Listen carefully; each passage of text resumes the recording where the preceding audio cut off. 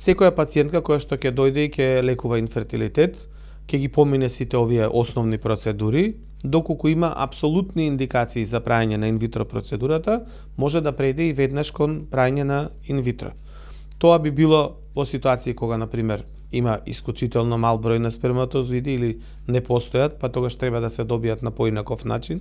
Ако, например, заради претходни медицински состојби, двата канали, двете туби не се функционални, не се проводни или се извадени, може да биде во ситуација кај што имаме тешки случаи на ендометриоза или тешки случаи на полицистичен оваријален синдром и во некои определени други можеби генетски заболувања каде што има потреба и претходно да се види каков тип ембриони треба да се добијат. Меѓутоа, секако сите пациентки кои што сакаат да го користат правото на инвитро оплодување, значи на биолошки потпомогнато оплодување, треба да аплицираат со сите документи преку матичниот гинеколог до Фондот за здравствено осигурување, каде што комисијата ги разгледува документите, обезбедува ваучери, после пациентите со тие ваучери можат во било кој од центрите, вклучително и на гинеколошко-акушерската клиника, да дојдат и да се обави таа постапка кај нас.